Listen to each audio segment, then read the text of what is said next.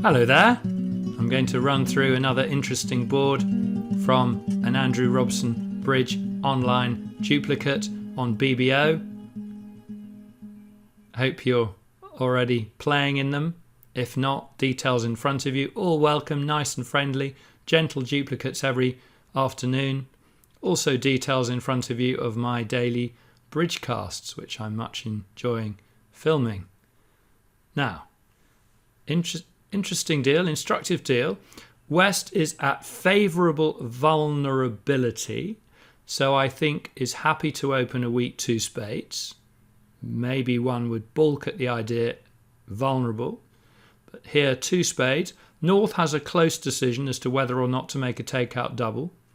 We don't like to let them steal from us, particularly when we have a singleton in their suit and four cards in the other major, so probably just double.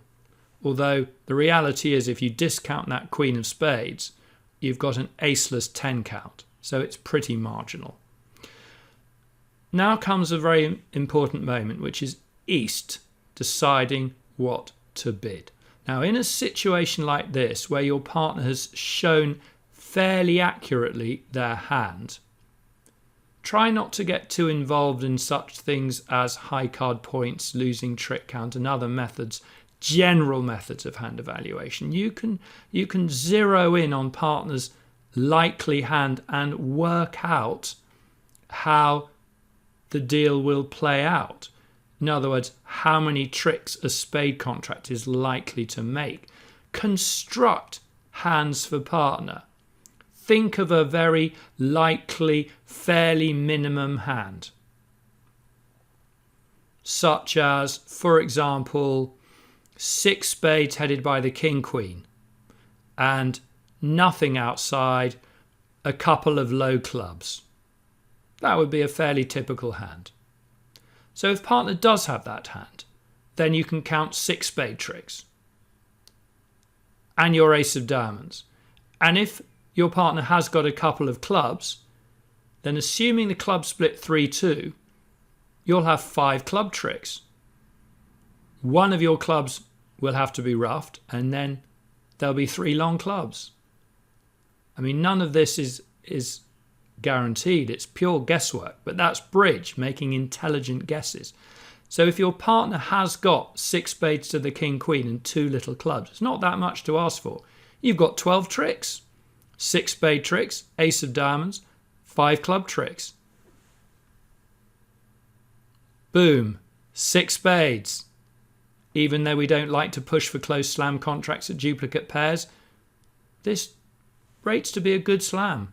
And we're allowed to use our superior judgment, so 6 spades, by constructing likely hands for partner. South is a tad surprised.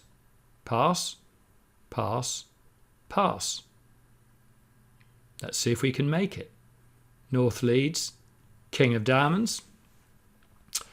Right, well, we're assessing the situation. We're going to need clubs to split 3-2. So let's assume that.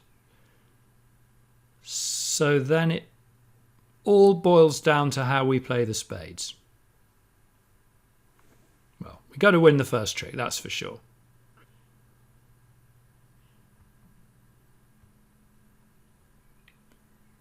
And we may as well play one top club to see if anything interesting happens. All right, it doesn't. Now, if North has a small singleton spade, to make the contract at this point, we've actually got to run the jack of spades, or alternatively lead the 4 to the 10, taking a first round finesse. So let's say you run the jack of spades. And let's say North does have a low singleton. So now you switch tacks and you play king of clubs, rougher club, and then you can play king of spades, spade to the ace, and run the clubs. Wouldn't be so clever to run the jack of spades on the actual hand, though. So there's the choice. Do you play North to have a low singleton? Or do you play North to have the singleton queen or a doubleton. Feels to me very close, probably just playing North to have singleton queen or a doubleton because of the word or. Not playing for a specific layout, the small singleton. So the way to play the hand if North has a singleton queen or any doubleton is to carry on with the clubs. Oh, North's false carded with the queen of clubs there. Good play, because the queen and the 10 are equals once Declarer has played the jack. But we actually do think, as Declarer, that is a false card. Because would North be keen to double 2 spades with only 2 clubs in their hand? Possible, but not probable. We're going to lead a third club. If South plays the 10, we'll have to decide how high to rough it. But actually, South discards 8 of hearts. That's an encouraging heart card. Fine, we can afford to rough low. And the clubs are established. All right, now we're somewhat committed. So what we're going to do is we're going to play the king of spades, hoping North doesn't have a low singleton. Good. Queen. Excellent. If North had played low, we'd have had to hope the spades were splitting 2-2. But with North playing the queen singleton, that's excellent news. We're now in a position to draw the trumps, drawing South's last spade, and now the scene is set. We can enjoy the clubs. And as East had worked out in the bidding, we're going to make 12 tricks via 6 spade tricks, 5 club tricks, and the ace of diamonds. It's interesting, isn't it, how one can actually declare a hand in the bidding by constructing likely hands for partner. Here we are. We're going to give them a diamond. There they are. But that is small, slam, made. Beautifully bid by East and well viewed by West. Because it would not have been unreasonable at all to play North for a low singleton,